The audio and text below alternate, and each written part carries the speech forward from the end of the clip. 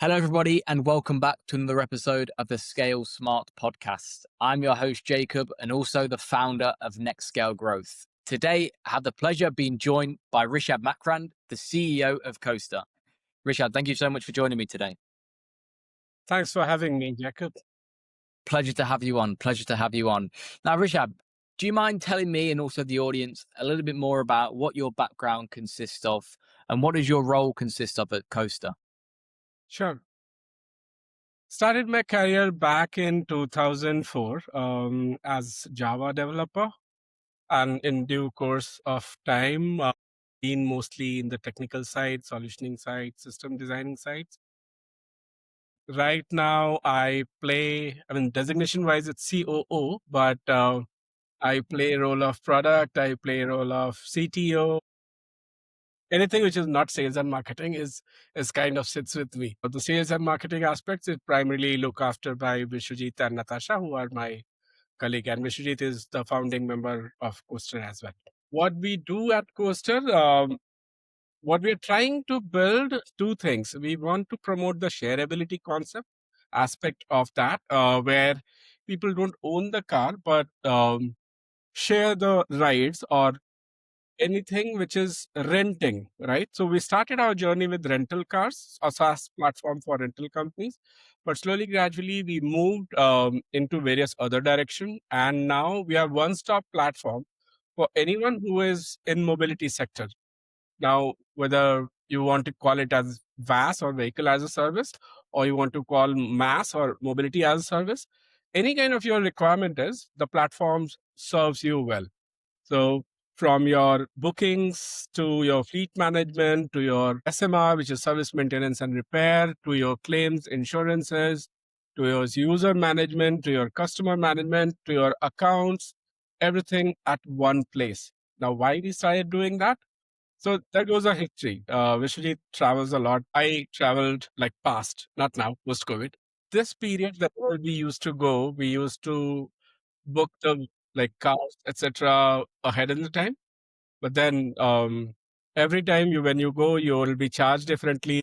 Whatever vehicle you have ordered, you'll get something else. So we thought we'll start with the B2C aspect.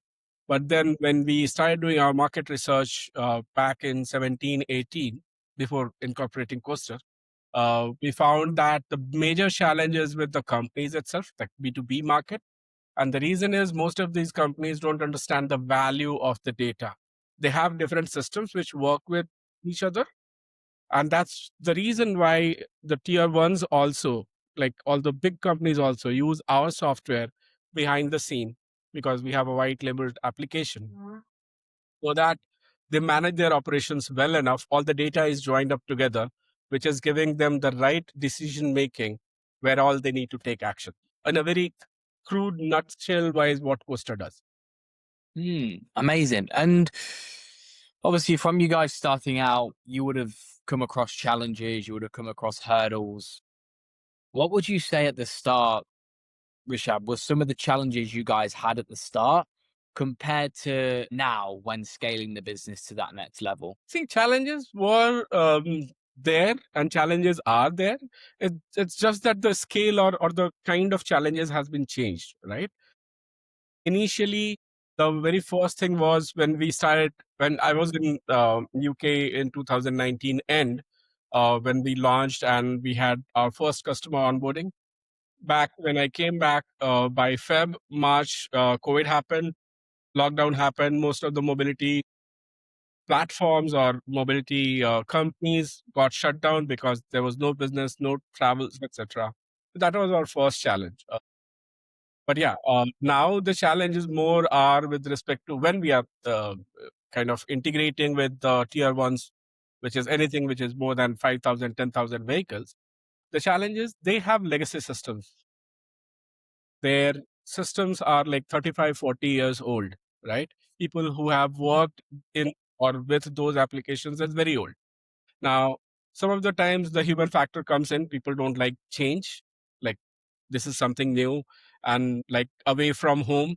So what our current challenge is that making our customers feel at home, as in software wise, that they are not moving or migrating from one software to another software is the same thing. It's just that in a better or a newer UI. So that experience remains same. So that to meet that kind of experience is a challenge right now. Reason being, we don't just serve one kind of business. We serve PCO businesses, uh, lease cos, serve contract hires, normal renters, even those who do like quick rentals and all, everything. So to create something for everything is definitely a challenge. And thanks to my team, who is still holding the fort for us, building it the right way, talking to the customers, ensuring that whatever their requirements are being addressed. And you mentioned there about legacy systems being hard to kind of come over. And with these legacy rental systems still being widely used, as you just mentioned there, how are you guys differentiating yourself to win over these operators? As I said, very first thing is the data and connectivity of the data. Legacy systems are there, but these systems work independently. So suppose there is a system, I don't want to take the names, but there is a fleet management systems, right? You just understand what I'm trying to, right? Uh, there, then you download the data in CSV and XLS format, rekey in some values, you push this data into some other system, then you see what all is happening there, and then use that as a back office system. And then there's lots of manual approaches behind any of the operation, right? So what our differentiator is, it's everything at one place, right? Second, we do not work with customization, we work with configuration. So it's just that whichever businesses you want to do with platform, you can just enable those sections for you. So we do not say that today you are in, say, leasing business, you cannot move to contract hires or you cannot move to rentals. It's all that you just need to enable the configuration for your business. Mm. Second thing is the integration bit. So we do not build all of things by our own. Our is very core operational platform where we take help with respect to, say, for example, accounting, right? Now, some of these legacy systems use Sage as accounting software. So we have integration with Sage. Some of these guys use QuickBooks, some use Zero. So what we say is you don't need to go out of Coastr. You just do these integrations, which we already have, right? Now, so you just need to choose of this platter, which all systems you want to connect with, and we do everything with or for you so that you need not move out. And you need not download the data and push it into Zero separately, or download the data and push it into HubSpot separately, to manage your CRM separately, to manage your account separately. It's one place, right? So this is Mm. taking the problem away from the customers. The second is the scheduling bit. So most of the companies, what they do is they take all the orders first, and then someone or a couple of people sit together and schedule those bookings according to the need or the customer type. While what we do is we do like real time analysis. So if you are searching something on Coastal, you'll get, for that particular period, you'll get only those vehicles which are like allocated for you or your budget or whatever your credit source. If you are a business customer, if you are individual customers, then all the vehicles which are there for you based on the price rule, based on the area you are coming from, based on the period what you are looking for, lots of things. So in these 7 years, we have really built something which is catering the market for almost all kind of businesses in mobility sector. And how do you manage the balance between building an advanced Connect car tech and keeping the platform easy to adopt for these rental operators? Configurability is the key here, and that's what our USP is as well. Mm. So it's not that you are doing this, then you cannot do this. We are helping the businesses to diversify their businesses as well. So some of the OEMs, we are working directly with OEMs as well, um, where they want to, say, suppose now move to, say, they want to give their vehicles for trial to someone, right?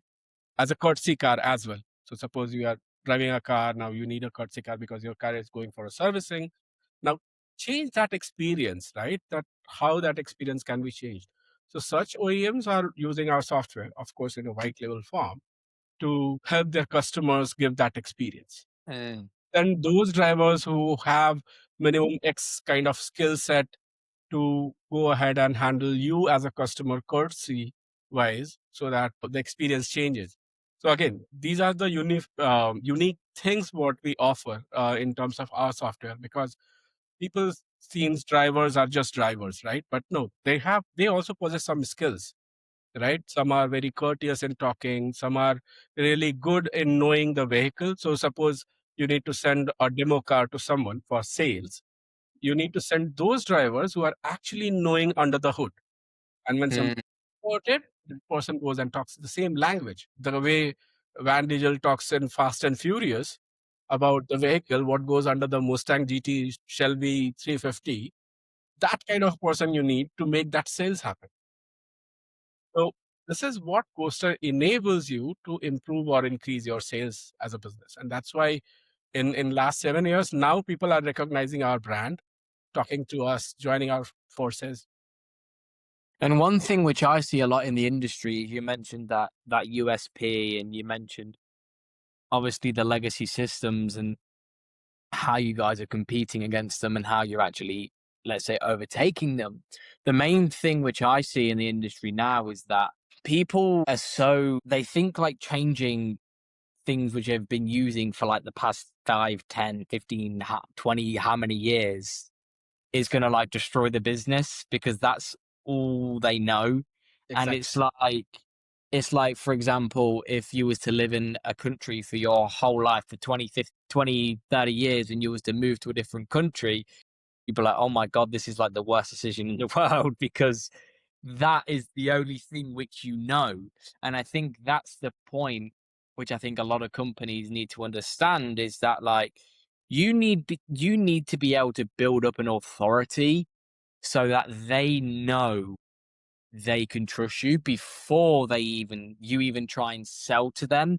And that's something which we've been doing so much of and it's been working so well. And it's almost like knowing your audience and knowing your prospects and knowing the challenges which they're having and speaking directly to them challenges before you even engage with them. Because people always do research on them. You take a call with me, you do research on me. I take a call with you, you do research on me. But if people are researching you and you've shown you can solve their problems actively and you can offer a solution for that, you're just building up the trust before the sale. And I think that's what so many people get wrong nowadays.